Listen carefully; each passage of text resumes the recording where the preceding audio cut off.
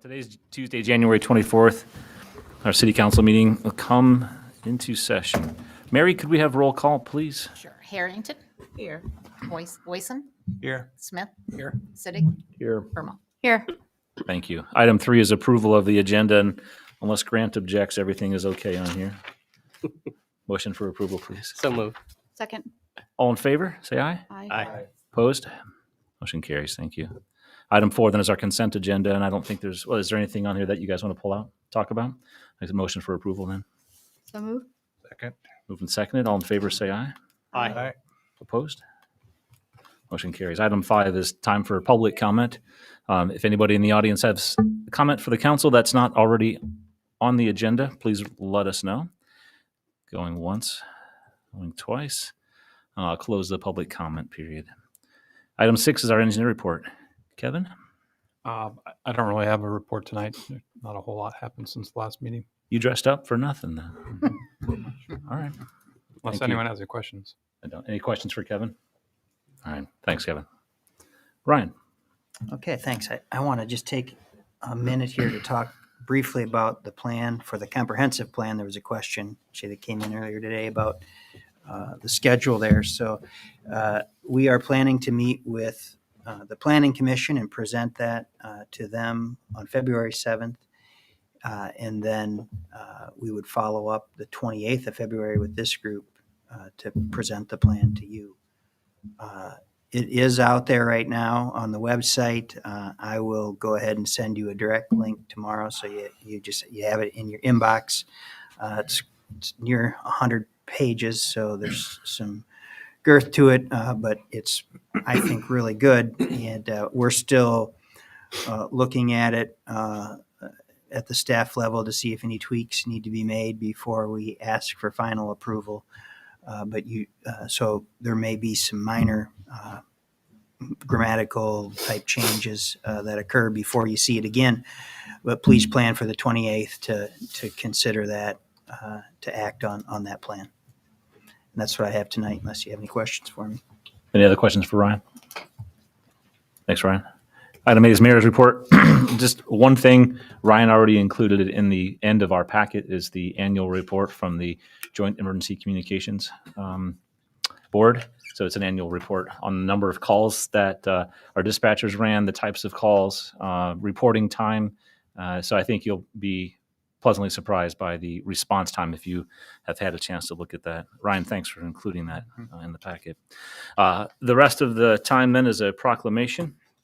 And this is for Optimist Day. Whereas volunteers are working with young people who are the joy of today and are our hope for tomorrow, are exuberant representatives of the potential to be reached and dreams to come true, they are also unbounded in their enthusiasm to use their own talent, skills, and hard work to make a difference in others' lives. And whereas members of Optimist International will celebrate Optimist Day throughout the world the first Thursday of every February to promote their efforts in helping and recognizing the young people that make a difference in their communities, and who will encourage a greater exchange of ideas between young people and adults. And whereas there are 2,400 Optimist clubs with more than 70,000 members in Optimist International and Optimist members throughout the world that carry out more than 6,500 service projects that serve 6 million young people a year. Now, therefore, be it resolved that we, the City Council of North Liberty, do hereby proclaim the first Thursday of February 2023 to be Optimist Day in the City of North Liberty, and may this day instill pride in our city's optimists for all their accomplishments and for the impact that they have truly made a difference in others' lives. That's all I have. Item 9 is council reports. Anything to update the council on in the last 7 days since we've seen each other? Just a brief reminder that we have some activities as part of the Beat the Bitter schedule this weekend. We've got the Fire and Ice presentation on the 29th, I believe. And then there is a 5K glowish run, I believe, on the 28th, 6 p.m. But please double check those dates on the website. So going off of memory. Good job. Yeah, check the website, the city's website, for those details. Anybody else? Eric and I raced last year. He killed me. I mean, it was. He lapped me. He lapped me. He lapped everybody out there, and he had a camera to show it off He too. So I didn't lap anyone. I'll just apologize for leaving at 7:15 tonight for the distraction, but all right. that's my plan at this point. No problem. Thanks for giving us a heads up. All right. So you think we'll still be here at 7:15? He's laid down the goal. All right. Item 10, we'll move into our FY 2023-24 budget. Ryan, take it Okay, away. thank you. Well, last week we made some considerable progress. Thank you again for your time and attention on that. What I want to do tonight is recap some of the changes we've made since we last spoke. Then review the capital projects that are included in the CIP that we haven't already talked about. You've noticed probably that the CIP includes not only infrastructure projects, but also our equipment that we talk a lot about during the operating side of things. And then address any other questions that you may have or comments or concerns. And ideally, after tonight, we can then go back and start putting all this data into the state forms and then setting up our public hearing notifications. We'll have 2 public hearings yet with this group, followed by a final approval in probably late February, early March. So that's kind of the goal here. So what I'd start with is just some of the things that changed since our last meeting. And of course, we then also have to talk a little bit about the animal control position that we put a pin in the last meeting. So you'll notice we added the $150,000 approximately in the business property tax credit backfill that we anticipate receiving. We received adjusted values from the county, and I tried to elaborate on that a little bit earlier today. This is not uncommon, although it's a little larger than what we had seen in the past. Generally, these are from appeals to folks' property tax bills. And then this, I had a question on this earlier today from a counselor, and I appreciate you calling it out on the property tax reduction. I should have been clear. This is not a reduction from the previous year. This is a reduction from our previous conversation where we were talking about the 13 cents would make up that $150,000.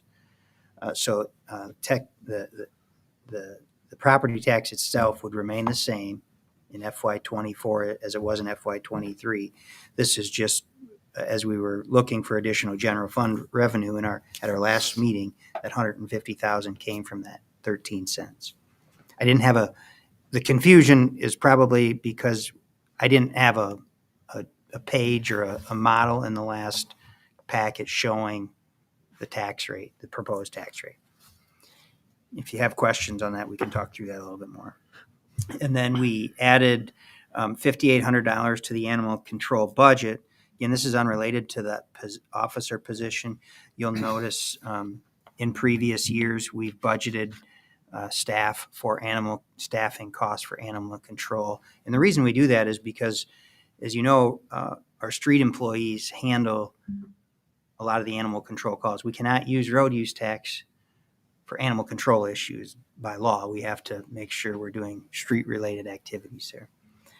And then finally, the change of adding $5,000 to the social service budget. That was the consensus of this group. Factoring all these changes in, what you're seeing in front of you today is a general fund deficit of $109,000. And then we have the discussion about how you'd like to handle the animal control officer position. I tried to highlight or identify several key data points here. Obviously, that position is budgeted for $65,000. That includes wages and benefits. If you were to add that without adjusting the tax rate, you can do the math. It's a $174,000 deficit. If you were to add or increase the tax rate to cover that $65,000, it'd be 6 cents approximately. And then a rate increase of 10 cents would cover the entire deficit. And then this is a question I get every year from Brian, and so I thought I'd throw it in there. What does 5 cents on the tax levy equal in dollars? And so I put that figure in there. It's $56K. So those are all things for you to ponder, I guess.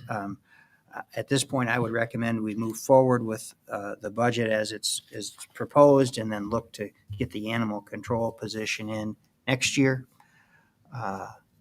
But we'll certainly defer to you, and would open it up for questions on the general fund operating side of things at this point.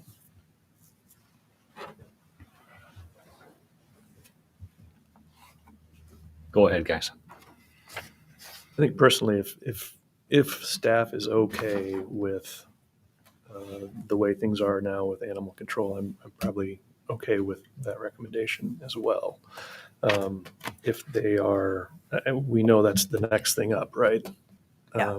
And it's something that we're going to need, so we all need to be prepared for that next year. The other thing that I didn't really bring up last week, and I should have, is the franchise fee increase and who we are affecting by increasing the franchise fee by 1%. I think that's something we should be cognizant of, because that's everyone who's paying utility bill, right? And I think landlords are going to be, you can say that a landlord is going to increase their rent by X amount of dollars because their property tax increased. But I think they're more driven by the market than actual expenses for the most part. And I think by increasing that franchise fee, we're asking everyone who has a utility bill to pay that additional cost. So it's something to think about. I'm not prepared to say that it's a bad idea at this point. I think I'm okay with it this year, but it's something I think we should consider in the future too. Otherwise, I'm comfortable with the budget. And just to be clear, the recommendation, while we show two options in here for franchise fee, any potential change there requires an ordinance change. It's going to have 3 readings in front of you folks.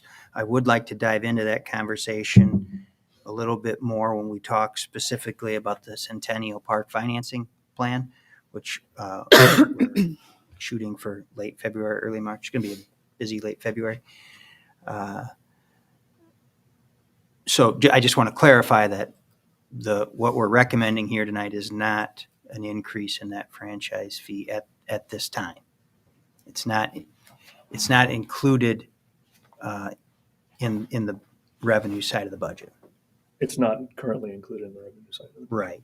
Yeah. I'm sorry I didn't make that more clear. That I wanted folks to see how that model looks as it stands, and what it would look like with a 1% increase. The project we're proposing to fund out of there this year, which we'll get into a bit, is the Fox Run Park Pond, and there's Fox Run Pond Park, excuse me.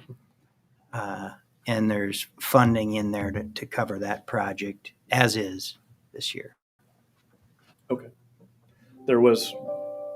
You had shown us both, though. I did, and yes, both are in the model. Yeah, I should have probably identified that as a That's fine. sample or a concept. I tried to label it as 1%. So is staff going to be proposing a 1% increase Yes. this year then? Yeah.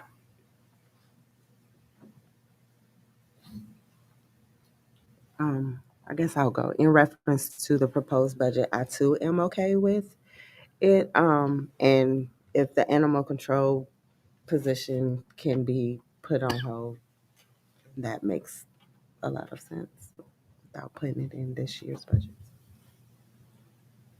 Yeah, coming in, I was never in favor of raising the tax levy for it. I think we leave it off.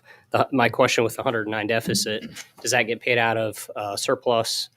And then typically we see surplus at the end of fiscal years. Then do we need to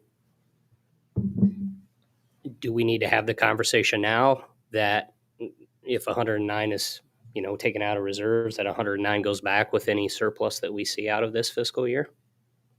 Well, I don't think so, simply because what will happen is at the end of FY23, we'll have the audit, and we'll then know exactly what, if any, surplus is there. Then we'll bring that back to you showing, okay, here's the policy is that this council approved years ago, 25 to 30% of a surplus, and we've always suggested from a staff level to stay at the 30% if we can, and that's what we've been able to do. So you will have another opportunity to talk about that. But when we show you the year-end numbers for 23, we're automatically going to roll that 109 or whatever the number is to get to that 30%. Okay. If that makes, Yep. if I'm explaining that well enough. Yep. Well, just speaking from someone who's been working in an area that's woefully understaffed for quite a while now, it is, somewhat difficult and a little bit demoralizing sometimes when you don't have enough staff to get things done. I've been known to be pretty tight with a buck in the past, but every year they come and ask for staff, and we say no, and you'll get one, and then the next year you get another one. So I think that I would probably like to figure out a way to just to get this done, and then cover the whole thing and just be done with it. And my suggestion would be is we have $1 million in this ARPA money, which several $100,000 of it is already kind of targeted for social programs. We could use that to cover our planned 155 or whatever that is for most of it, and then we'd use some of that ARPA money up for that, and then we would get all this stuff done, and we would be could be about zero for negative for the budget year. We'd be balanced for the budget year.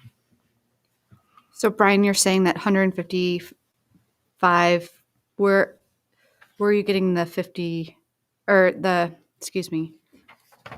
So you're saying that would account for the animal control position? Is that what you're saying? Well, you'd actually use the money from ARPA that we can use for social service programs to cover the social service part of the budget for this year. And then we'd have that other money. Then we could then move someplace else. Okay.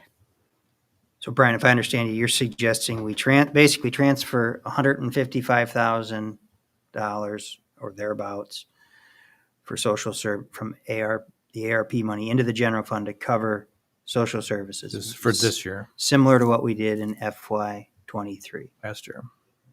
And that would get us pretty close.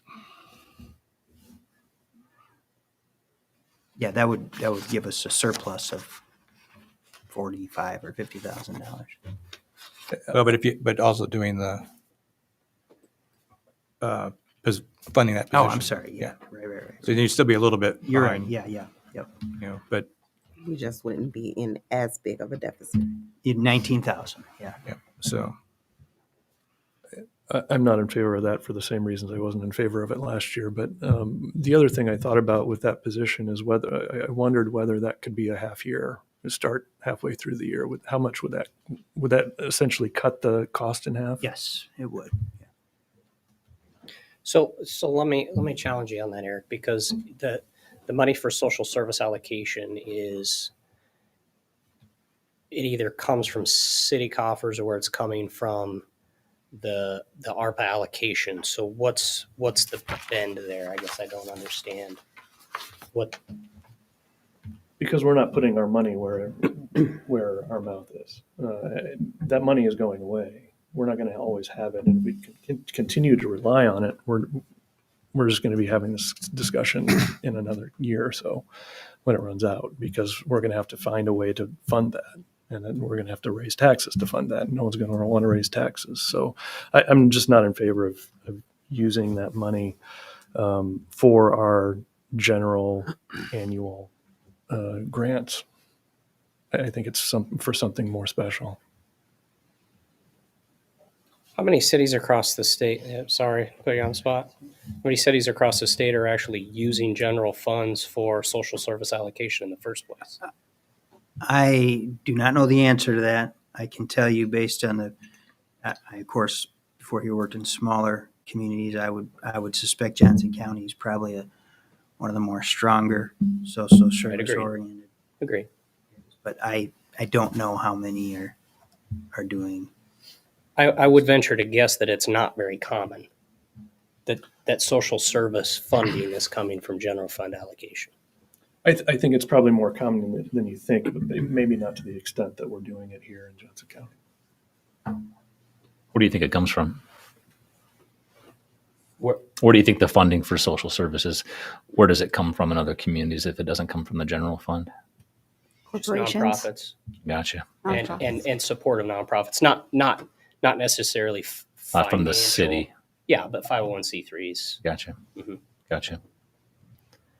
Yeah, I'm kind of on the fence on where to go with this. And to Eric's point, this is a commitment that we make, but so's the other position. This is the next up position that would be in the budget next year anyway, and there's a plan to cover that. The third option might just be to add it to the deficit and leave the ARPA monies alone and write in a $174,000 deficit instead of a $109,000 deficit. So back to the ARPA sheet, and I'm trying to remember. I've seen it 4 or 5 times. I should have it memorized by now.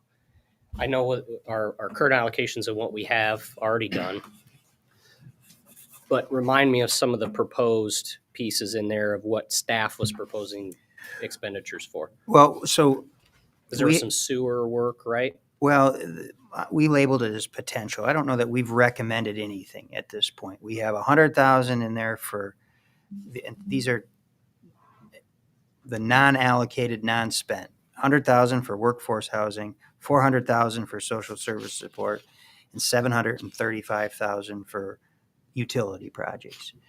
Now, I will say that as we evaluate the Centennial Park project, we have 731,000 for that right now.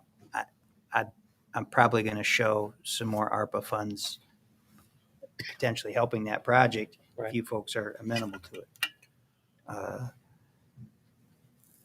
Again, you'll see that a little bit later, but otherwise, right now we have 1.2 million, 1.235 million that we have not really made any declaration for. Have we identified the social service support any more clearly than the dollar amount that's in there, the $400,000? Do we have it pegged in any certain way? No. So if that's the case, I guess it begs the question, if we have 1.5, why wouldn't we? 1.235. 1.23. I think I got that right. Why wouldn't we use that towards social service funding? Isn't that its intended use? Yeah, that's how I feel too. And we have it allocated already in the potential uses. So to Eric's point, it is something that we should be taking care of ourselves, but this is a pool of dollars that we have specifically laid out these 10 uses for it.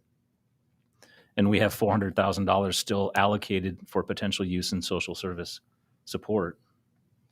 Seems egregious. Seems, yeah. I think that if I could, and I don't mean to speak for you, Eric, but if I understand you correctly, your concern is the 150,000 that we budget annually, or 155, or whatever it is an annual ongoing cost, much like an employee. Although, if we stop doing this, obviously we wouldn't. You stop paying an employee, you're laying them off. You stop funding this, you don't have the staff position, but you're impacting the social services that rely on you. My point is at some point we're going to have to wean ourselves off the ARP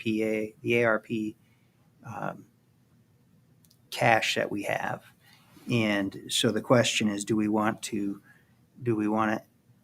inject it while we haven't, or do you want to save it for I don't know if it's a bigger fundraising effort from a nonprofit standpoint. One that comes to mind is the food pantry, if they're going to be doing a new building, and I have no idea where that's at. Is that something this group wants to consider, or would we consider that from a general fund spot someday?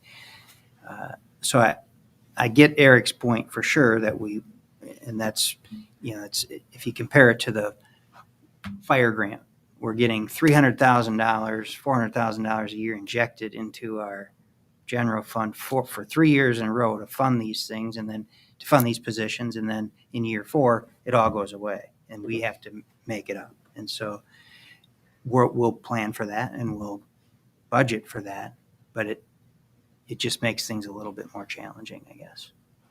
By no means am I suggesting you do or you don't here. I'm just trying to understand, I think I understand what Eric's point, but if I misspoke, please. No, that's exactly what I was saying, and I am saying we shouldn't do that, so. And just to be clear, the ARPA funds has to be spent before 2026. December 2026, Okay. we have to have it all off our books. That's what I was thinking about too. I mean, it might be that we're in 2024, 25, and we don't have a project identified yet, or we're sitting there with this cash that needs to be spent. So I really don't think there's a wrong answer to this. Luckily, we have still money left over in the ARPA funds. Our deficit is not huge. It may have looked huge if this is the first time you've seen it, but as the years have rolled on, these guys generally do a really great job of budgeting. So this might be a moot point, honestly, 6 months from now. I think my biggest concern too are the point that Ryan, you made at the last meeting, that if there are revisions at the Capitol in terms of property taxes, and we find ourselves in a pickle with regards to our revenue sources, I don't want to fall further into a debt situation, that could affect us later on. So even if it is a relatively small amount, I just want to make sure that So what would you do then? What was the? I would try to eliminate as much as possible the amount that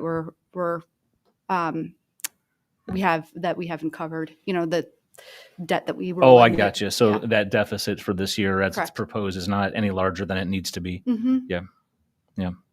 So just to remind me, what would our overall reserves be after this year if we don't, if we have this 109,000 or whatever it is deficit?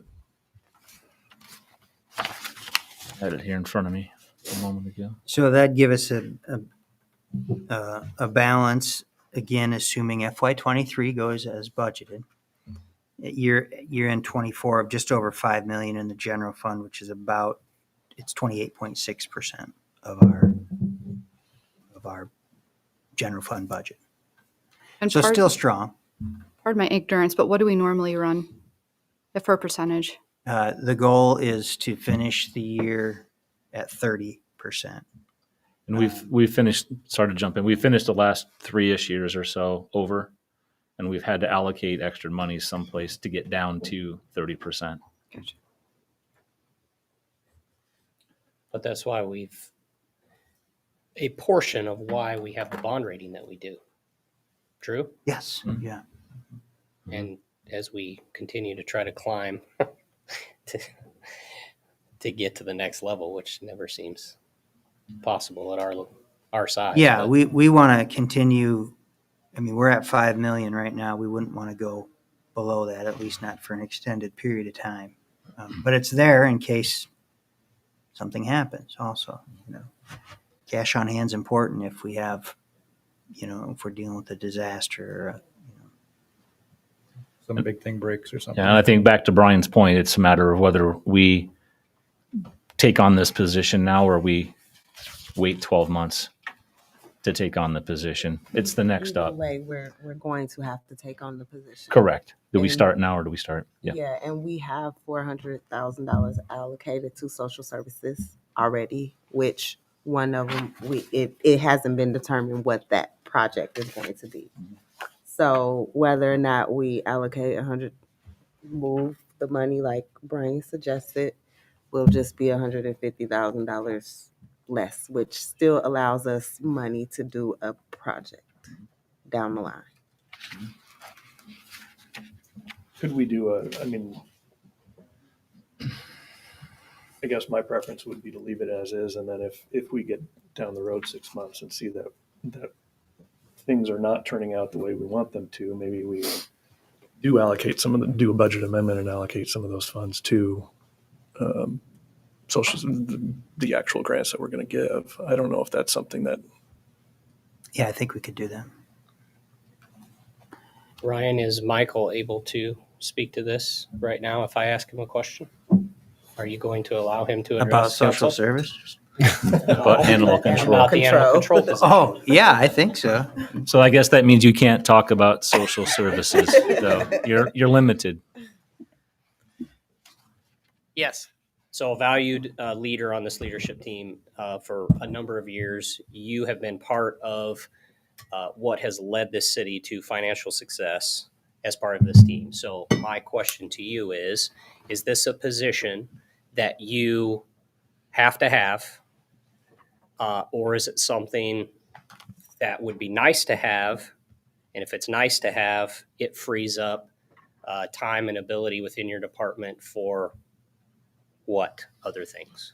So I can speak to how it affects my department, obviously, but this is a big role in the police department as well. Yep.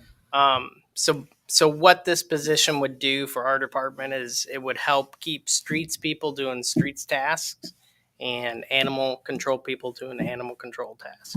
It would help keep from pulling staff away from those items, whether it's concrete work or pothole patching or sidewalk work or any of that.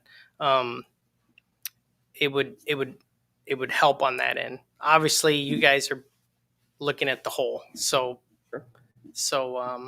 I can appreciate both sides of how you're looking at it. The reason I called you up here and asked you that is you, along with other leaders, have for years worked together as a team, prioritized priority one spends, and you have taken a back seat a number of times, this position being one of them, to further other departments' needs. And that's, I think that's why I've been so impressed with the way that you guys do business here. So that's why I'm asking that question.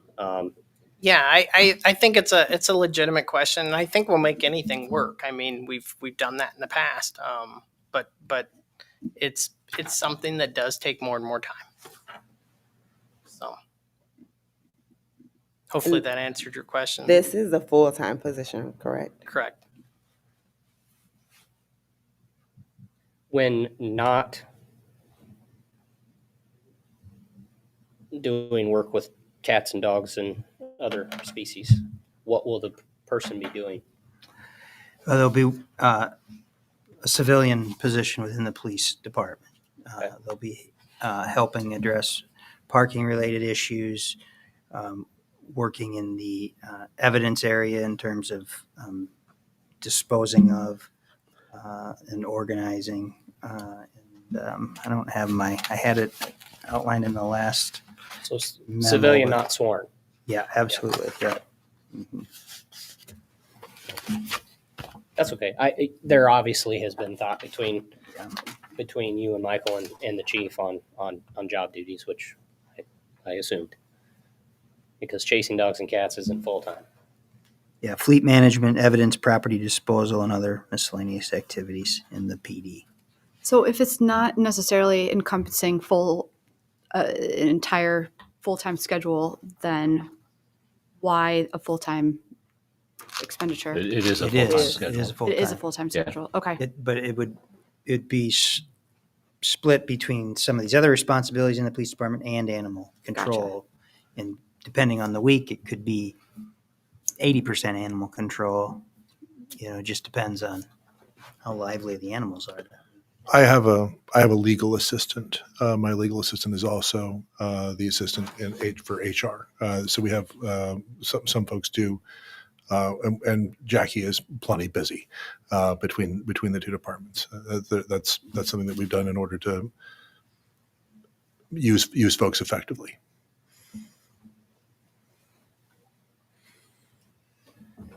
But to Eric's point, even if you use some of the ARPA money for social services this year, another year and a half, and barring unforeseen upturn in the economy, that will not be an option, and so something will not get to be done, so there's a few things I think we need to get done pretty soon, especially at the community center, and I would like to really get some of those things taken care of, because they may be harder to get to as fast as we like in the future.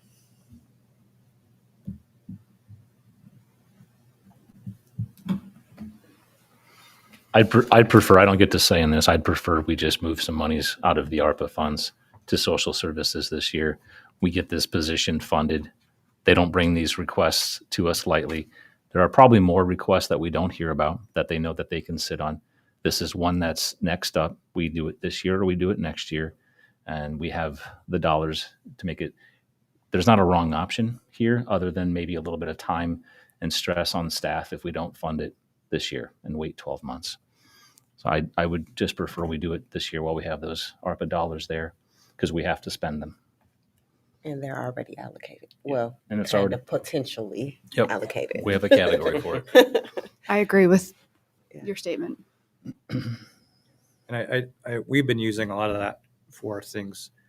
A lot of other places have been using it really just to backfill their city, everything they're doing in their general fund for other stuff. And we've been at least trying to dedicate it, to get it to a broader spread of things, to the pantry and the shelter and everything. Mm-hmm. And that's not to say that those ARPA funds still aren't going to something bigger with a social service project down the line. We still need to fill this position. So, I'd be agreeable to that. Right. Eric, we got consensus, it sounds like. Sorry. Okay. We'll make Okay. that change. We will make that change. And just a reminder, Thanks, Michael. the not to belabor this point, once we get to the final budget approval, if someone changes their mind about that and it's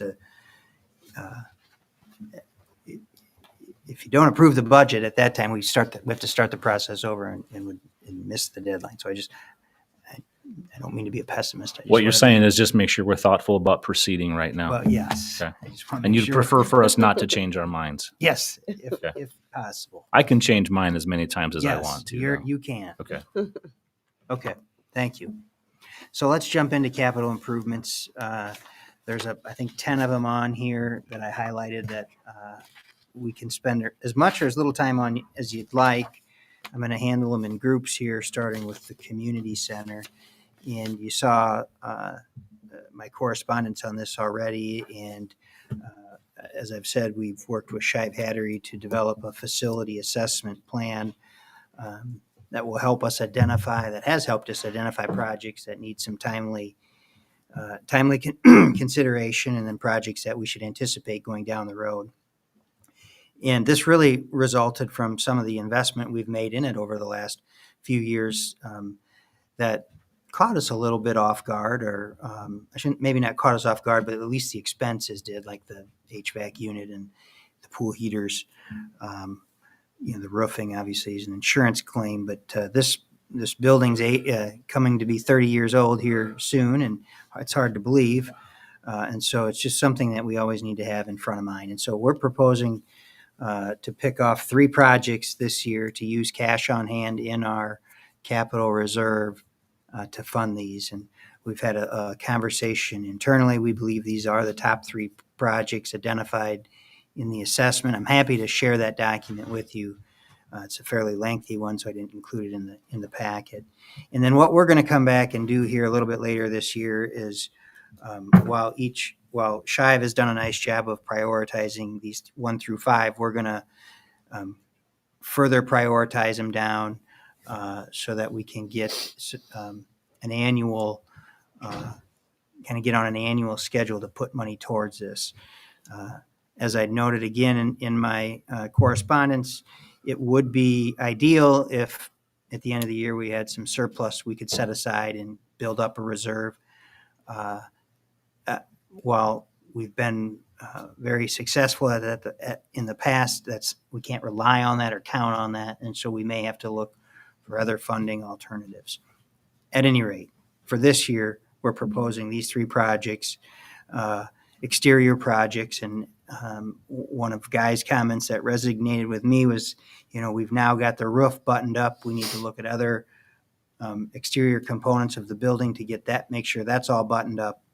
And then we can move on to some of the inside projects. And so what you're seeing here is some external masonry work, joint sealants, and some parking lot and sidewalk repairs.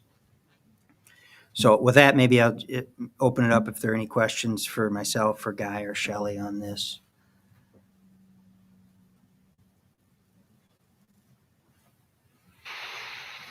Okay, well, let's run through the parks projects. A couple of them are no surprise. Centennial Park is on here.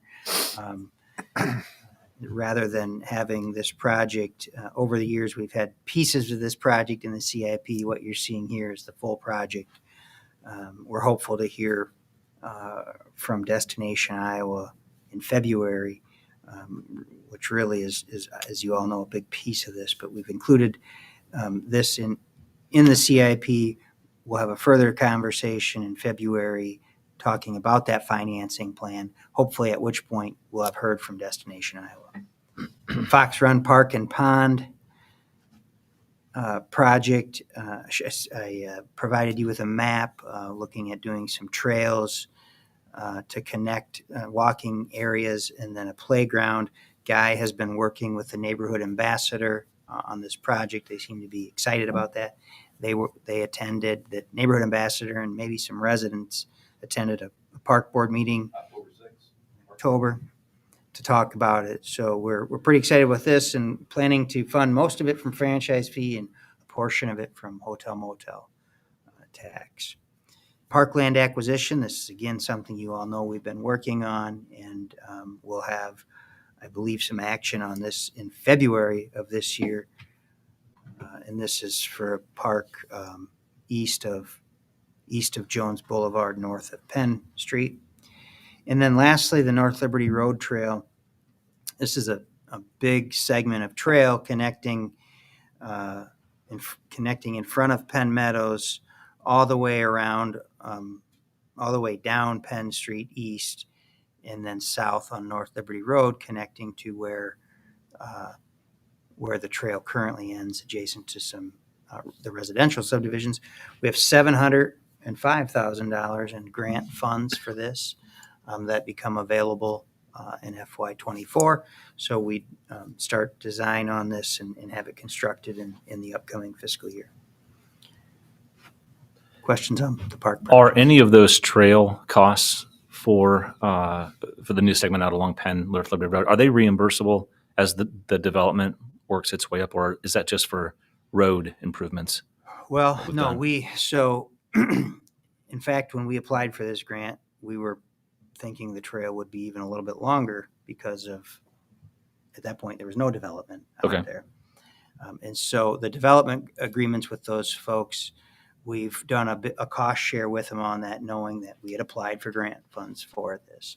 Once it's in, though, there wouldn't be, well, I don't know, would we? That's a good question. Would we assess?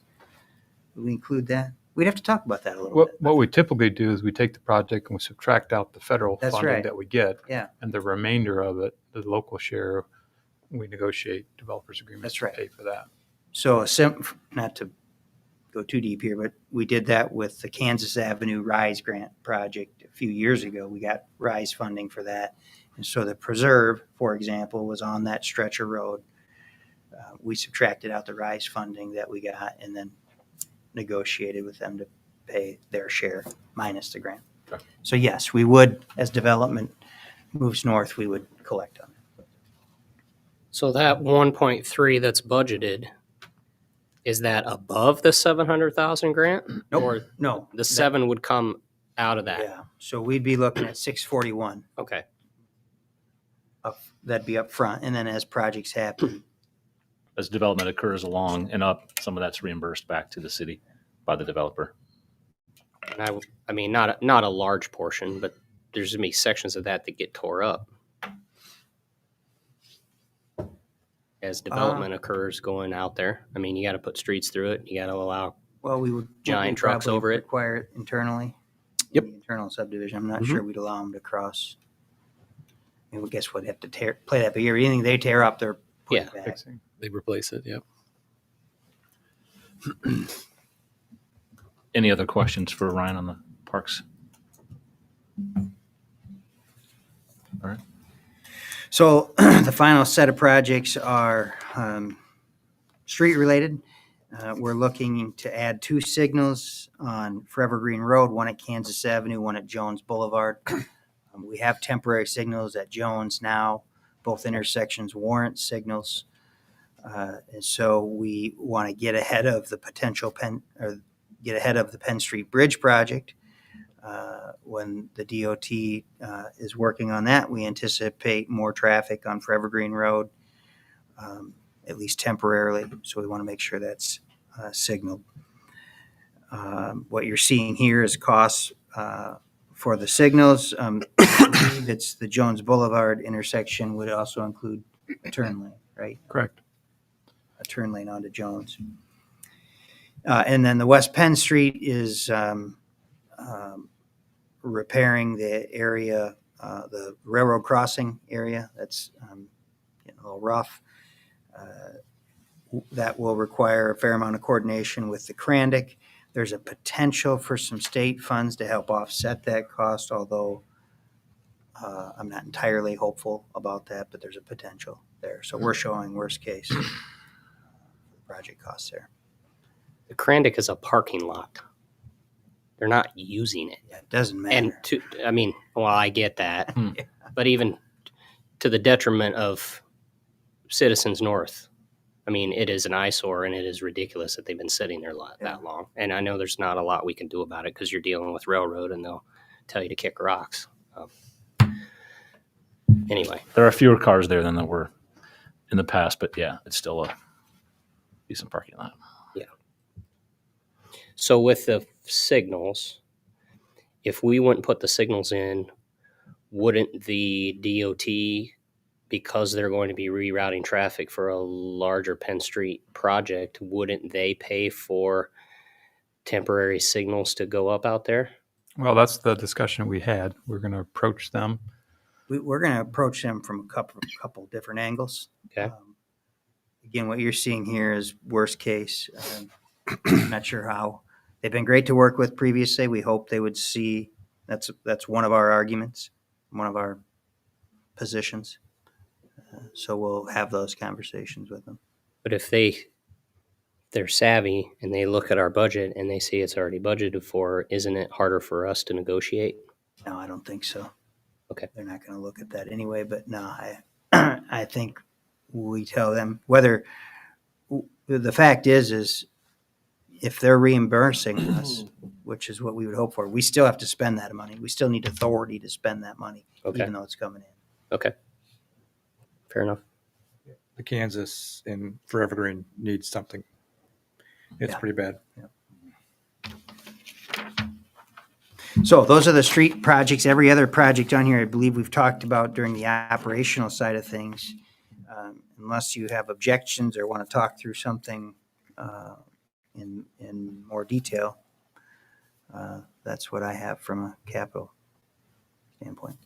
Anything not highlighted that we would have seen last week that you want to talk about in the next CIP? Brent, you're digging for a note?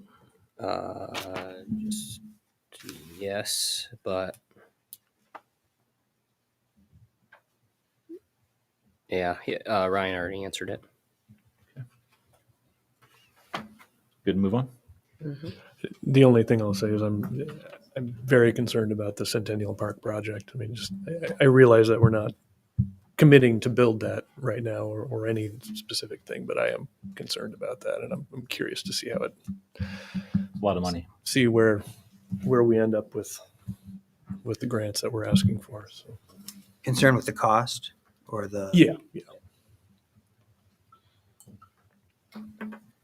Anything else? Yeah, I just a couple notes. What we'll bring back to you then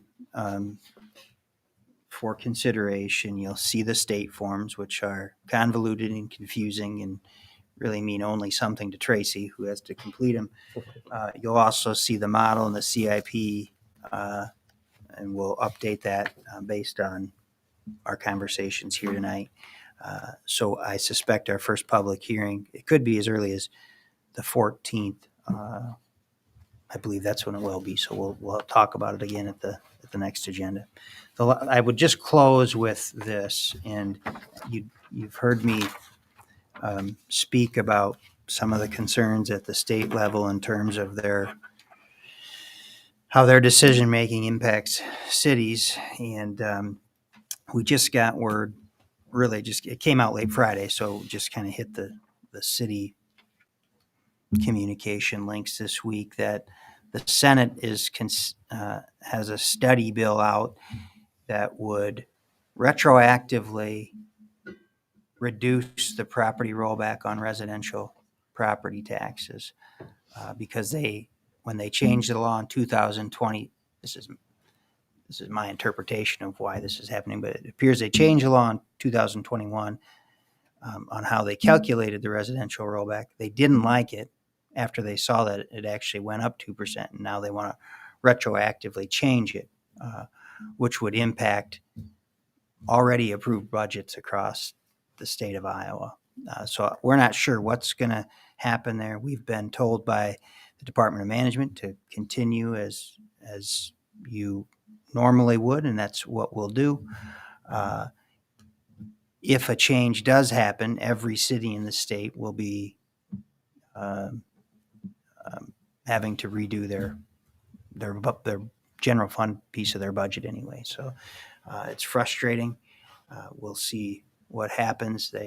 We were told that they were focused on the education bill first, and then they were going to come back to this one. So perhaps we'll know more later this week. And the impact there, if that went down, if they went back to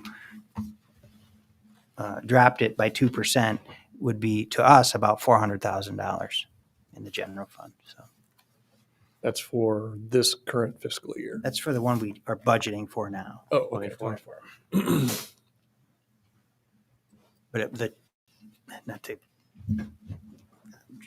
just take a second here. No problem. The challenge is they have to approve it, and then they have to then the county auditor has to go through and redo all valuations, and then it has to get sent to us. So it's nothing that we're going to be able to act on overnight. I suspect if they do it, they'll also have to put a provision in there that says all local governments now have until April 31st or whatever to approve a budget, because it'll push everything back. I'm done now. Thank you. Good summary. Any other questions before we move on? All right. You three are just representing the broader spectrum of department heads out there. Thank you for all the time that you put in. This is a stressful time for the six of us and the few numbers of meetings that we've had to be involved in these budgets. So thank you for what you've done in the past several months to get us here tonight. Item 11 is our Forever Green Estates Part 1, and this is resolution number 2023-02, a resolution approving the amended and restated developers agreement for Forever Green Estates Part 1, North Liberty, Iowa. Could I have a motion for this resolution, please? So moved. Second. Moved and seconded. Do you guys have any questions on this? Mary, excuse me. Roll call, please. Wason, Aye. Vermel, Aye. Smith, Aye. Harrington, Aye. Siddiq. Aye. Motion carries. Item 12 is the Evermore Part 2, and item A is resolution number 2023-06, a resolution approving the surety agreement and addenda to irrevocable letters of credit between DERS 380 LLC, Moynier North LLC, Central State Bank, and the City of North Liberty, Iowa. Could I have a motion for this resolution, please? So moved. Second. It's been moved and seconded. Do you guys have any questions about what's happening there on that one? All right, Mary, roll call, please. Harrington, Aye. Siddiq, Aye. Vermel, Aye. Smith, Aye. Wason. Aye. Motion carries. Item B then. I'm reading this one, Grant. The ones that, yes, that was distributed. Terrific. This is resolution number 2023-07, resolution approving the final plat and accepting surety for public improvements for the Evermore Part 2, North Liberty, Iowa. The motion for this resolution, please. So moved. Second. Moved and seconded. Do you guys have any questions on this one? Mary, roll call, please. Siddiq, Aye. Smith, Aye. Wason, Aye. Harrington, Aye. Aye. Motion carries. Item 13 is our library improvement project, and resolution number 2023-08 is a resolution accepting the quotation and authorizing the execution of the contract for the library improvements projects, North Liberty, Iowa. Could I have a motion for this resolution, So please? moved. Second. Been moved and seconded. Do you guys have any questions on this? Ryan, thanks for your overview on the comment sheet. Kevin, for collecting those tabulations. looking forward to seeing how Yeah. it turns out. Let's do it, Mary. Harrington, Aye. Smith, Aye. Siddick, Aye. Wason, Aye. Vermount. Aye. Motion carries. Item 14 is our Forvis agreement, and this is resolution number 2023-09, a resolution approving the master services agreement and statement of work A1 between the City of North Liberty and Forvis LLP for accounting services. Could I have a motion for this resolution, please? So moved. Second. Moved and seconded. Any questions on this? Can we just have Ryan kind of tie this in a bow for those that are watching? Great please? question. So this is an agreement for an accounting company that will help us reconcile past bank statements. When we made the transition from Tyler Encode was the name of the software to New World software, we just were not able to keep up with the reconciliations. And part of that also was some of the segregation of duty policies that we implemented. And because of that, we didn't ask the person who was normally reconciling to reconcile. And so that fell on Tracy, and we just ran short of time. And so these folks will come in and help us get back on track with the reconciliation. And then once their work is complete in September, we'll then have the new system up and running fully. We'll have it up and running fully before then and should carry on as usual. Thank you. Anything else? Mary, roll call, please. Wason, Aye. Vermount, Aye. Siddick, Aye. Harrington, Aye. Smith. Aye. Motion carries. Item 15 is the Physicians Building Group zoning map amendment, and item A is our Planning Commission and staff recommendations. Russ? So this is just a request from Steinler Orthopedic to change their zoning from Office Research Park to the newer C3 district. At the time, the C3 district was not available for them in its present form. They do want a little bit more flexibility with respect to lot sizes. Office Research Park requires lot widths of 150 feet and an acre and a half. They are looking to do some subdivisions within the development. Nothing has really, changed with the concepts that we've seen. Still proposing to have an orthopedic clinic and a hotel at some future point. They're just using this to be a little bit more flexible. And so the Planning Commission did recommend approval unanimously. We did have a good neighbor meeting. We had one person attended and just had general questions about the development. There is a letter of concern from the Sealmans in your packet. I don't know that I'd go so far as to say objection, but it seemed to some of those things we just don't know yet because we haven't gotten further into the development process. But we've committed to being, they have, and city staff has been very open that we intend to share plans with them when they come available. Any questions for Russ? We do have a mechanism to kind of allay some of those concerns with different design. Sure. Yep. You'll see the preliminary plat come before you. You'll see the preliminary site plan come before you. So we're still very early on in this development process. Yeah. And so, I mean, we're able to require changes to those things. Yes. I would caution that certainly if they meet code, I think staff's going to advocate that we recommend approval because they meet code. But nothing we've seen in the concept seems egregious as far as the style of development or anything. Just a central road with a hospital in the back and a couple frontage pieces on the front. And how would that affect the Sealmans then? Do we know? I mean, we don't know, obviously. Yeah, I mean, it's such a large site, it being like 33.48 acres. It's not like you're cramming a bunch. I get the sense just in speaking to the Sealmans over time period, I think their level of frustration has to do with the overall development of the area, because that property has been in their family for a long time. We respect that. I think with some of the things that came in for Evergreen Estates, we were cognizant that we were putting development adjacent to theirs with buffering, but this would be on the west side of the street. So I think some of their concerns mainly probably have to do with lighting and glare onto their property. Any other questions? Russ, thank you. Is there an applicant presentation or necessary for one? I do not see them in the audience today. Okay. That's fine. Item C then is public hearing regarding proposed amendment to zoning on certain property. Now is the time I open up public hearing if anyone has comments on this agenda item. Going once and twice, and I'll close the public hearing. Item D then is our first consideration of ordinance number 2023-01, an ordinance amending the zoning map district designation for certain property located in North Liberty, Iowa from Office Research Park District to C3 Higher Intensity Commercial District. Could I have a motion for this consideration, please? So moved. Second. Moved and seconded. Do you have any other questions?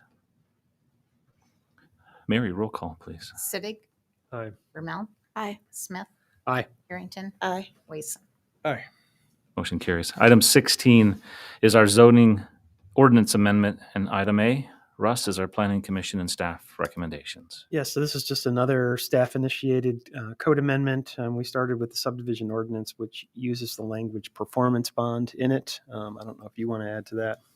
Yeah, we spoke with a terrific attorney, Amy Beatty, when first considering using performance bonds and letters of credit. We have not historically done that with development, but our code allows it.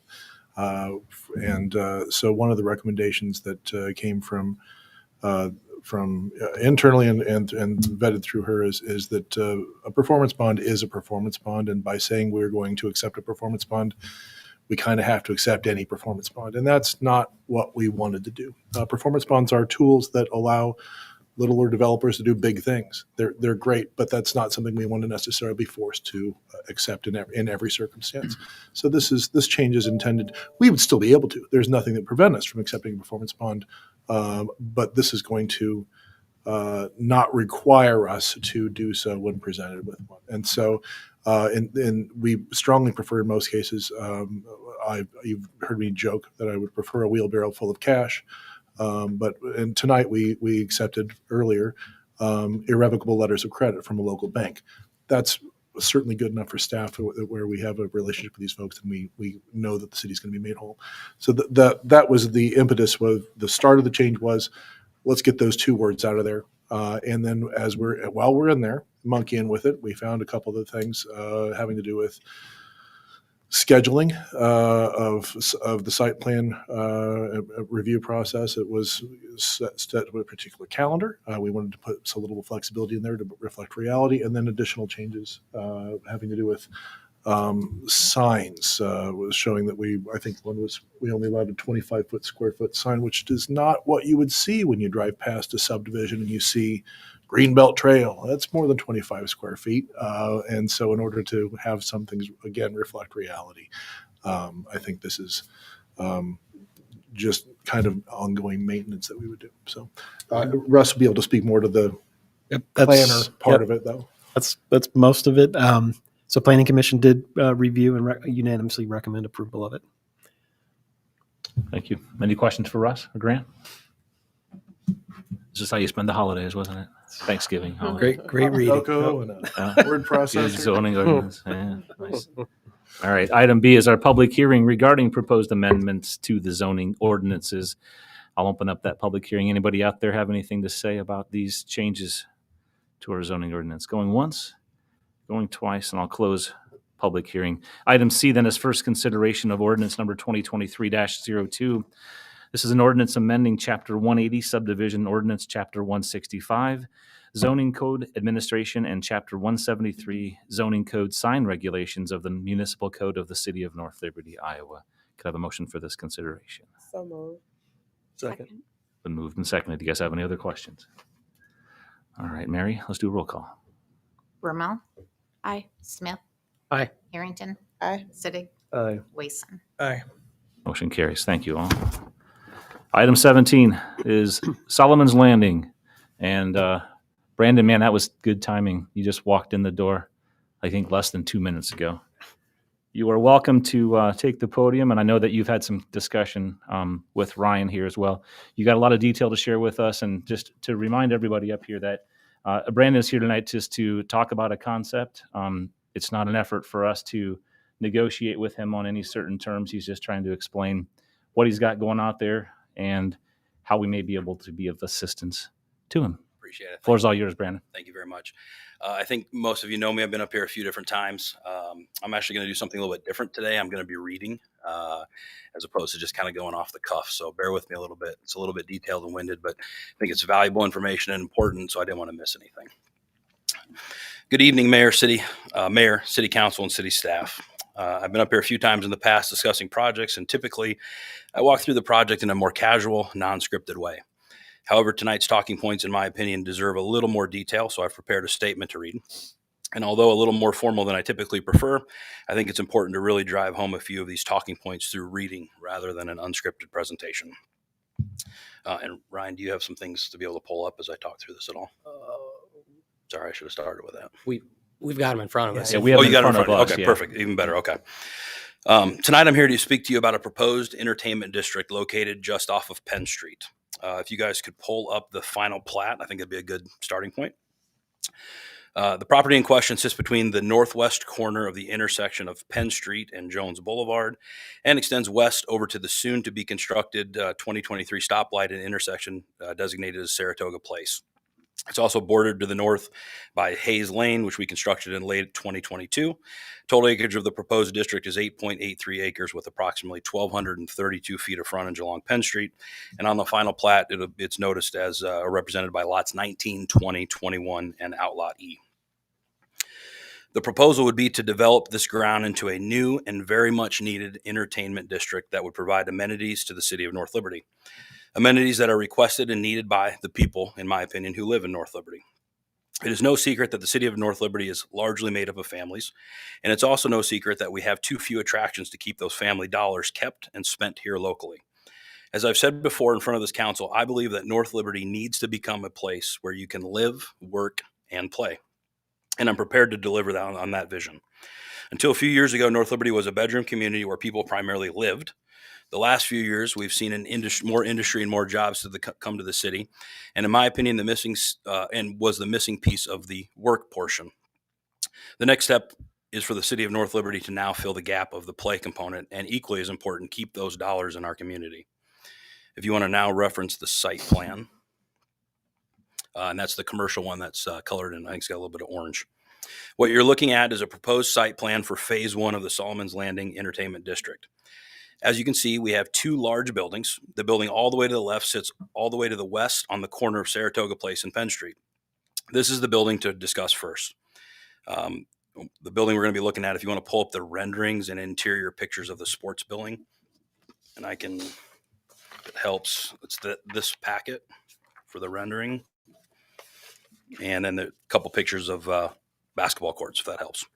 The rendering was emailed earlier today. Oh, thank you. Excuse me. You are looking at the palustra at Solomon's Landing. This is only a rendering of what the building will look like. We still have some tweaks. However, we wanted to show you an elevation. The rendering is a 33,600 square foot multi-purpose sports facility. The palustra at Solomon's Landing will be used for a multitude of sports and community-based events. It will be utilized for, but not limited to, basketball, indoor soccer, futsal, volleyball, wrestling, plyo and agility training, and any kind of sports camps and training on the turf mezzanine area, e-gaming tournaments, indoor remote control airplane races, etc., etc. These are the uses of the building, and they utilize in other communities. However, a side benefit is that we don't know every use yet because a facility of this size has not yet existed in North Liberty. No doubt it will be full by the usual sports categories mentioned above. However, the building will need to hear from the community to explore other options on how to best utilize the facility. As an example, birthday parties and indoor inflatables is something that's being requested in the developer's other facilities. Pickleball and senior walking opportunities is something that has taken over the early morning hours in the developer's other facilities, especially during these long winter months. Locally, there are few affordable venue options of this size that could host a meeting space. The potential goes on and on. I do, however, want to be crystal clear on one thing this building will not have, and that will be the indoor use of baseball and softball. The building owners acknowledge that Diamond Dreams and the investment that the city has made previously with them and wants to stay far away from bringing that into their operations. There's probably a co-branding opportunity with Diamond Dreams in the future that could exist, and they would value them as a partner but not as a competitor, and be ready to assist them if they ever called on the building owners. In addition to the sports court, there's a 3,400 square foot mezzanine with AstroTurf, as well as offices for coaches, staff, referees, massage therapists, chiropractor, athletic apparel, etc.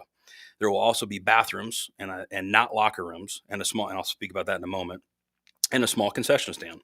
The purpose is to attract teams, clubs, and people to the city of North Liberty for events and tournaments, and then get them into the community to spend money while they wait for their next event or game. The building to the east, which we'll be discussing in a few minutes, will actually have a built-in live television feed to the building next door. That way, families, when they're done and in between games and tournaments, can enjoy meals and drinks while they wait and watch the other teams, and then on the televisions inside of the restaurant, and then can leave the entertainment facility and re-enter the sports facility when the time is right. The building would love the opportunity to explore a private-public partnership with the city to discuss rec league opportunities as well as other community-based needs. I, for one, can personally attest to the need for these facilities from a rec sports standpoint.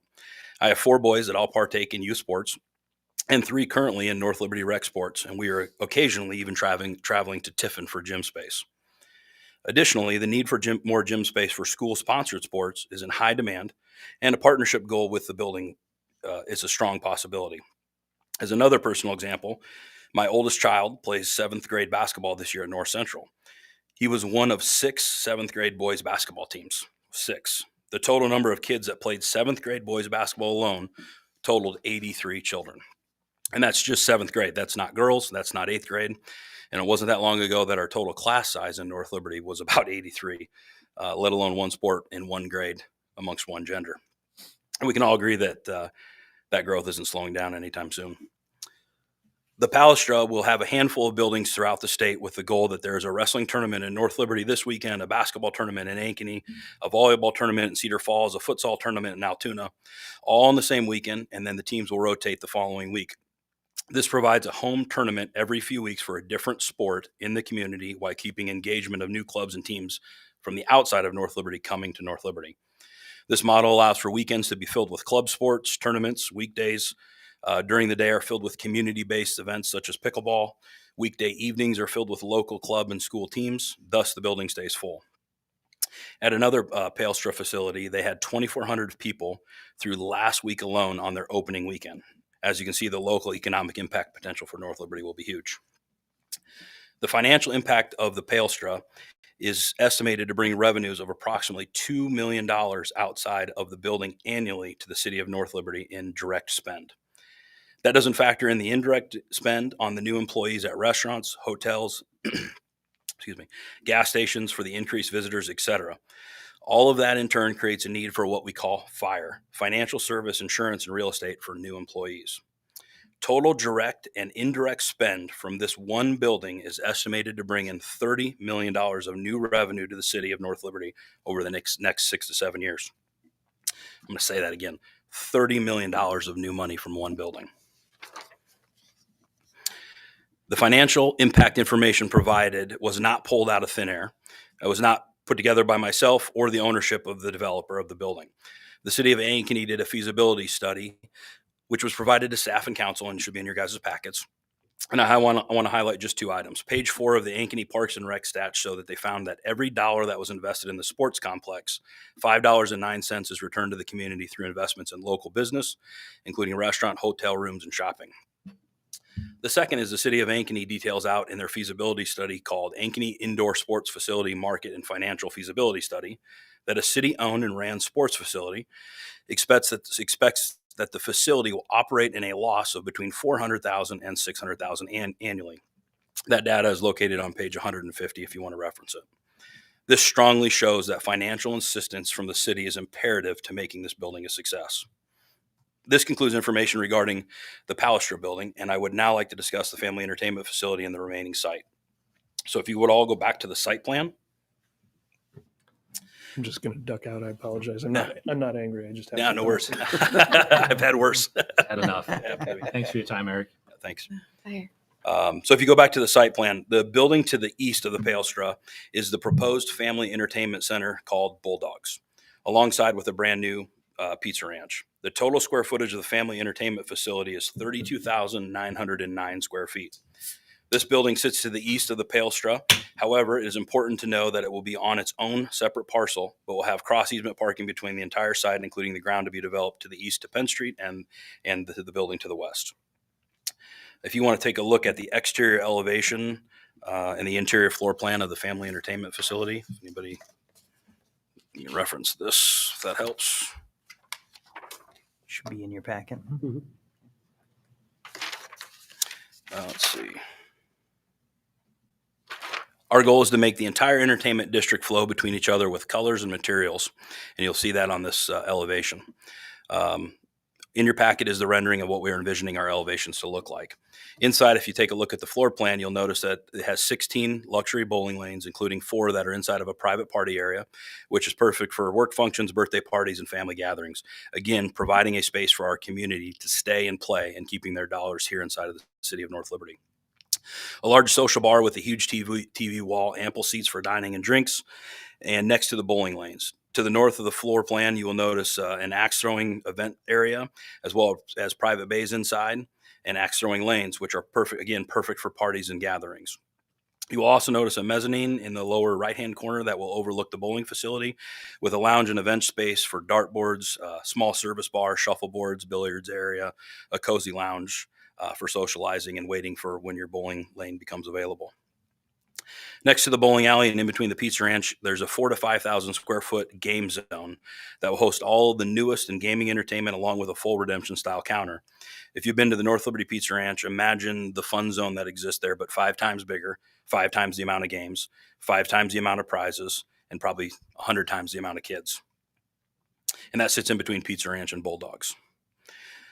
Next, I don't know if you have it, if maybe not in your file, but on your computer, there was a link to dynamic design projects. If you could take a look at that.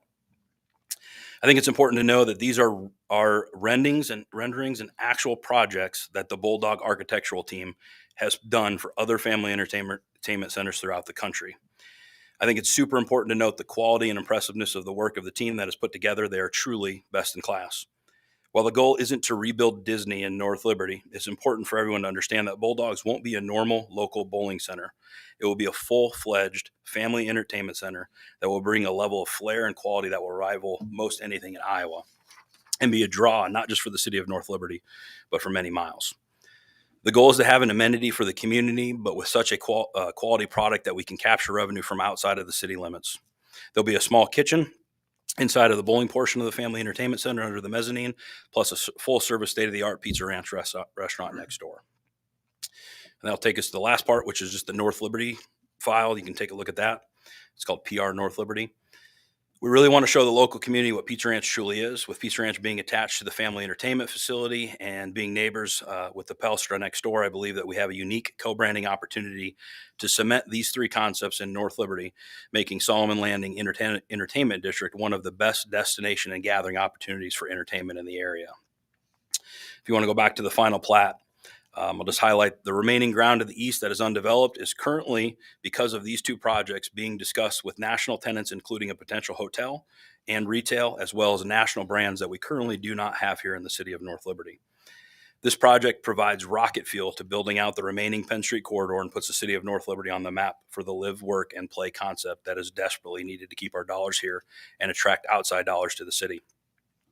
My hope is that the city will partner with Solomon's Landing Entertainment District, and when the entertainment district moves forward, it is my belief that the residential ground to the north of over 500 units will sell even faster because it'll be such a desirable area, creating more taxable revenue quicker for the city of North Liberty. In closing, I'm proposing an almost 9-acre entertainment district with approximately 80,000 square feet of new commercial buildings with a total construction cost north of $20 million. This investment will not only provide much needed amenities to the city of North Liberty and keep our local money here, but it will also generate approximately $30 to $40 million of annual spend inside of our community that we currently are not getting. To make Solomon's Landing Entertainment District a reality, we need city assistance and involvement. Our neighboring communities and towns in all directions are providing assistance to these sorts of projects. If we want these amenities in the city of North Liberty, we need to work together towards a mutually beneficial public-private partnership. Thanks for your time, and I'm open for any questions. And thanks for sticking with me. I know that was a little long. Thank you, Brendan. Yeah. One question I have, just it's procedurally. You mentioned a document when you were talking about the sports complex, but I just may not have it in front of me. You reference a case study from Ankeny Yes. out there and dollar amounts I don't listed. think- Do we have that? We do, but I don't know that I got in your packet. Okay. So I can email that out to the group. Okay. It's a pretty lengthy document. But it obviously highlights some of the things Brandon was Yeah, talking it's- about. And I can elaborate on that, Mayor, if you want. Just Well, for I a think minute. that's kind of where you want to go in this conversation anyway. So Yeah. lead us through what you're looking for here. So the city of Ankeny, obviously, I think we all know, right? There's 3 or 4 cities that are always the fastest growing in the entire state. North Liberty's one of them. Ankeny's another one.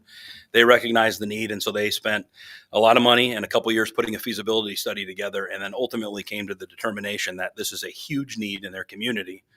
But if they were going to go in and operate it and do it the way that they needed to do it, they were going to lose money. And so they opened it up to the private partnership.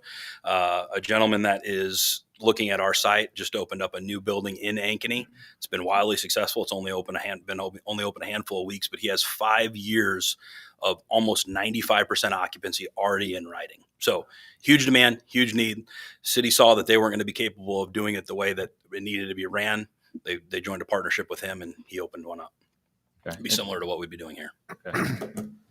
And is any of that information on that partnership with the city and the private developer in this document that Ryan can? get to It's us? not. That's It's their not. entire just That was feasibility their study. feasibility Yeah. study. Okay. Yeah, and I'm not privy to any details on what that looked like. I just know that the city of Ankeny wanted to do it, determined they couldn't, and then he came in and stepped in and did it.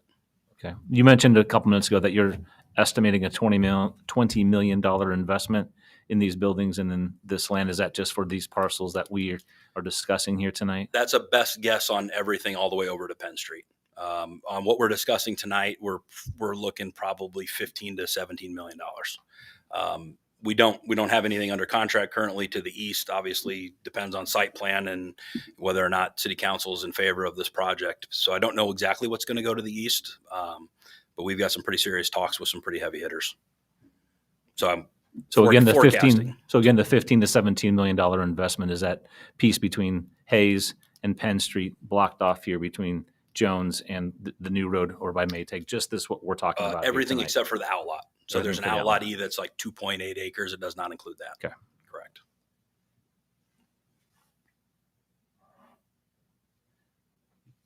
You guys have questions for Brandon?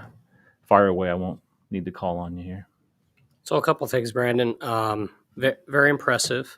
You mentioned in your presentation a partnership. So this is going to be managed by a third party. True. So 2 buildings. First building, the Palestra. Yep. Yeah. So that's an ownership group out of Des Moines. So within that ownership group, you mentioned a rotation of sporting events. So is that within their management group That is correct. where they build these out, or they manage these facilities across the region? Correct. And they are going to manage a rotation amongst how many facilities? That is correct. Okay. They don't know what the final number of facilities is, but it'll be the same management team in all of them. Yes. Okay. So, excuse me, just for clarification, they're managing it, but they're not the ones that are investing in the. They will actually be an owner as well. Gotcha. Yeah. Okay. Yeah. I don't want to speak for his business model, but I do believe he brings in silent investors, but then he controls all the management. So he owns a portion of the real estate, a large portion, a general portion, and then has the entire management company. And then the courts themselves, as I'm looking at just some of these pictures, and I know that these are just these were concepts or other gyms that may have been built. I too partake in the local youth sports arenas, multiple. Not to speak ill of our partners to the south, but the field house. The field house is great when you play. It is not great when you spectate because there's no room for spectators. Sure. Your money is the parents Yeah. that are there spending on the kids and wanting to watch, and grandma and grandpa and everyone else coming in. And it's just an awful experience, unfortunately, Yeah. for spectators. So is that something that has been discussed as far as I know Yeah. space is a premium and expensive, but to have the full experience, it has to be comfortable for spectators as Yeah, well. absolutely. So a couple comments. I too am at the field house 3 to 4 times a week with youth sports. So I understand the comfort level of the bleachers that don't exist there. That being said, the actual pictures that are in your packet are of his facility in Ankeny.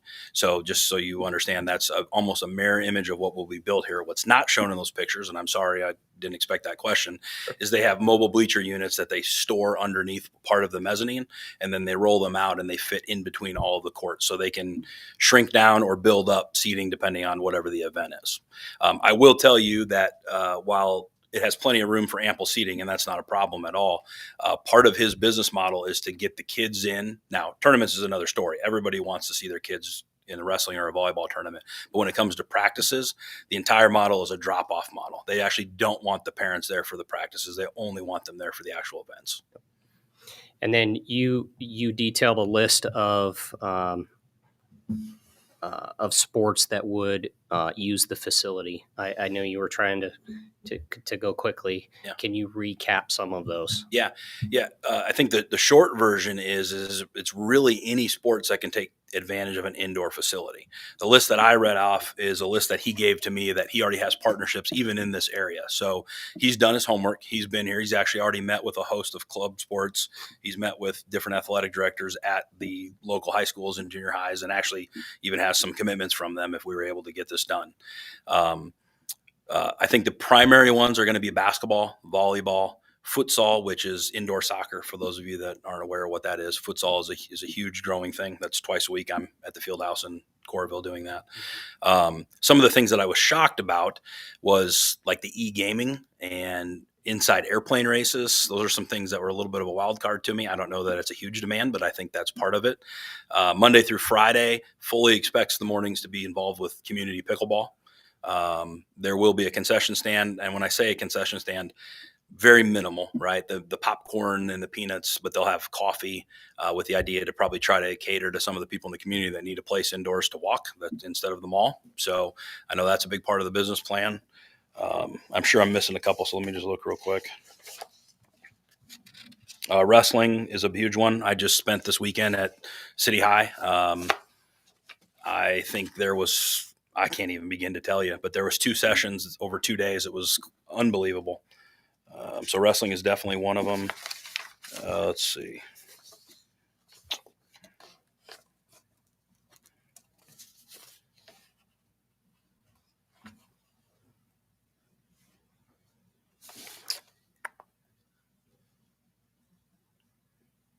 Let's see. Volleyball, obviously an enormous one.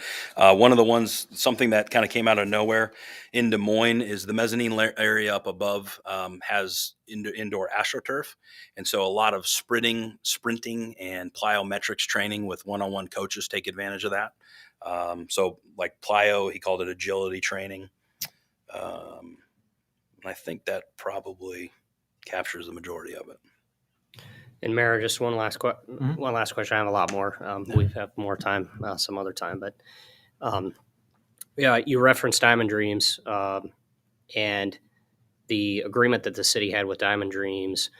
Part of that agreement was a partnership of free usage for community type events to assure that those less fortunate in the community would have access to a facility that the city was investing in. What types of and not pinning you down, Yeah. but what types of ideas would there be to, obviously it's a business model to make money, but what opportunities would you foresee that the city, if partnered, would be able to offer free programming? Yeah, so not an owner in the building, so I don't want to misrepresent anything here. Sure. But I will tell you that even though I mentioned the gentleman's out of Des Moines, he's actually from here locally. I didn't ask for permission to share his name, so I'm not going to. But has strong ties to the community, still has family here. I don't know why in the world he wouldn't be open to that, especially if it's during a time period where it's not what I would call their major revenue sources, right? If it's not on the weekend, if it's not in the evenings, if it's certainly a daytime or an after school activity, I think probably we have a lot of interest in that.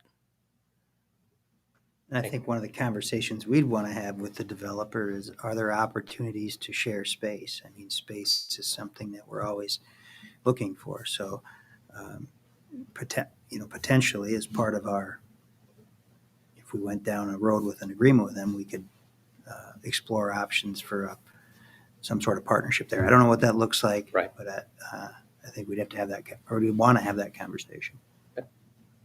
Thank you, Mayor. You're welcome.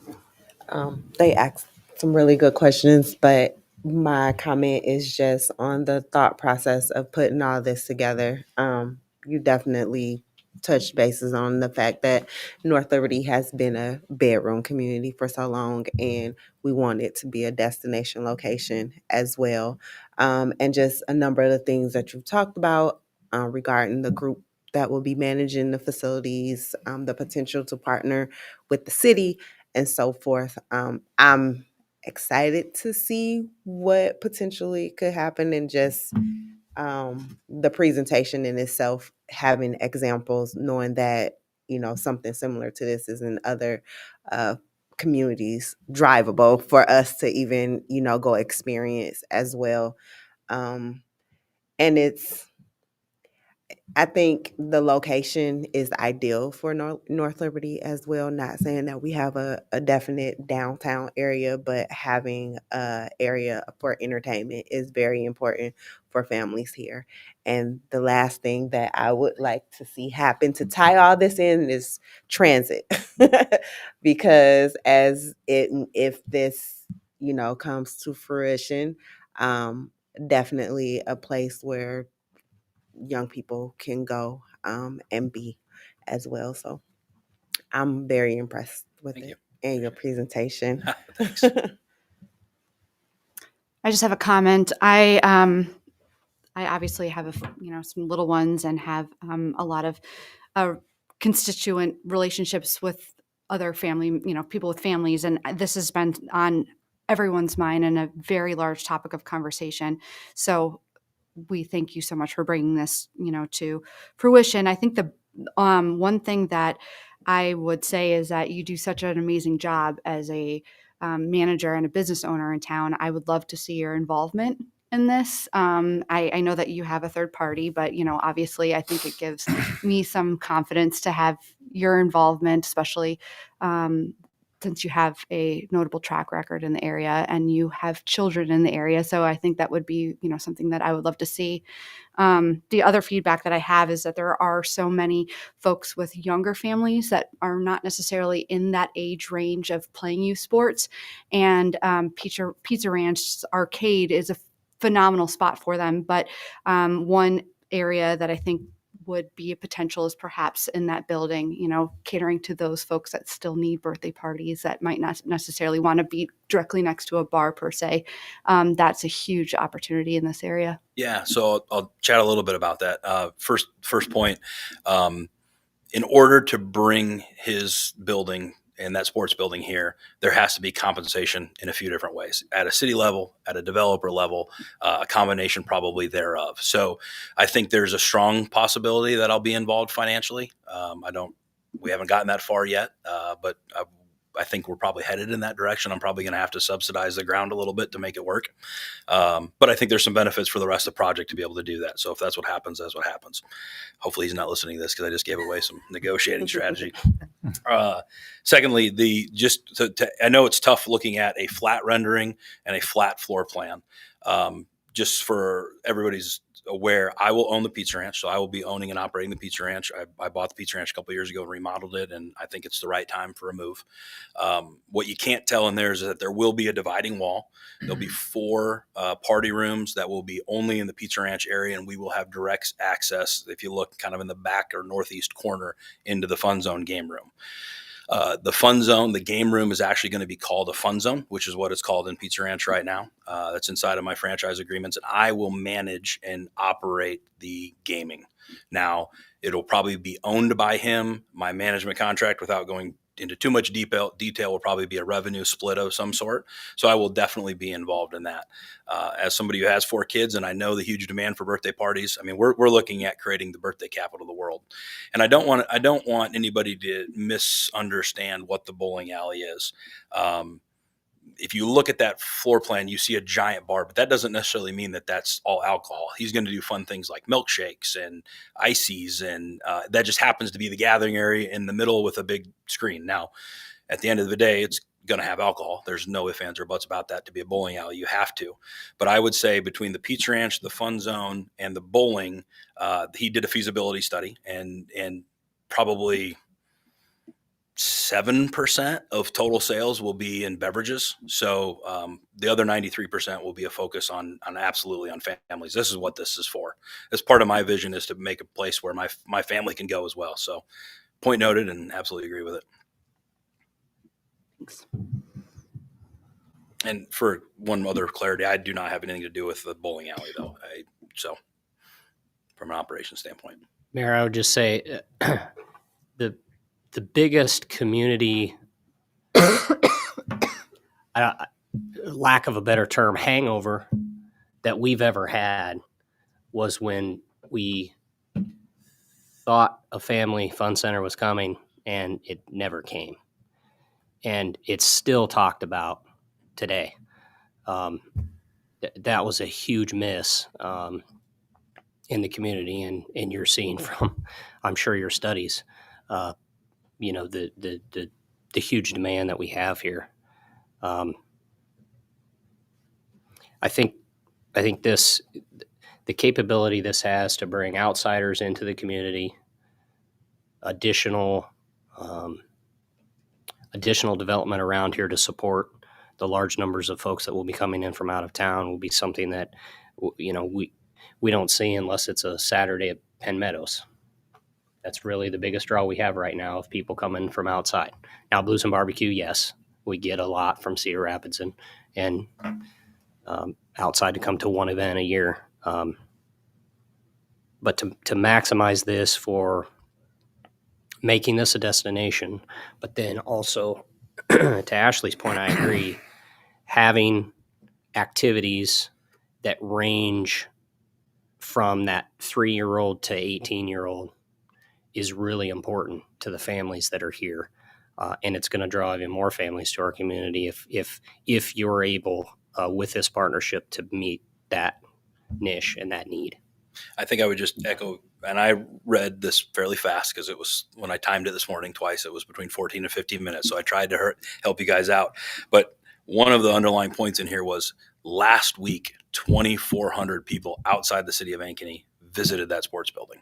So that's, I mean, the revenue that will come to North Liberty not only will be great for the project and the projects around here, but I am 100% speaking with potential national credit tenants because of these two buildings. If these don't happen, they don't happen. It's just that simple. So I think you were spot on there.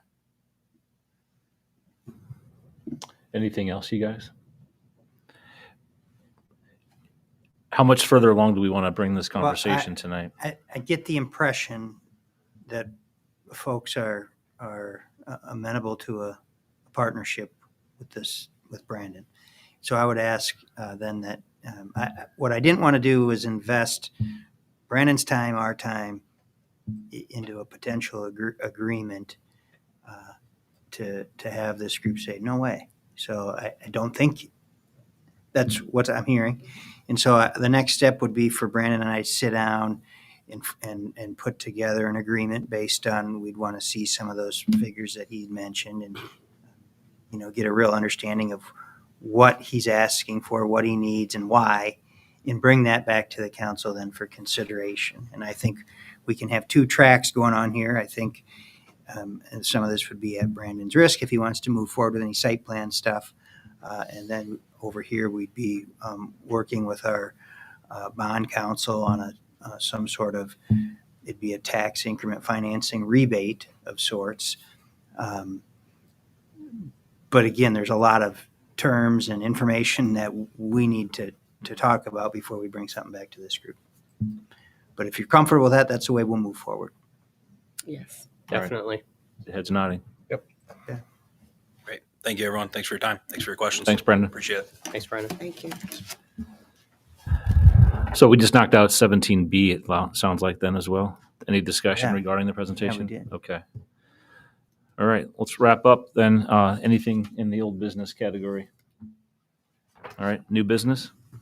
All right. Could I have a motion to adjourn? So move. Second. All in favor? Aye. Opposed? Thank you all very much. Opposed?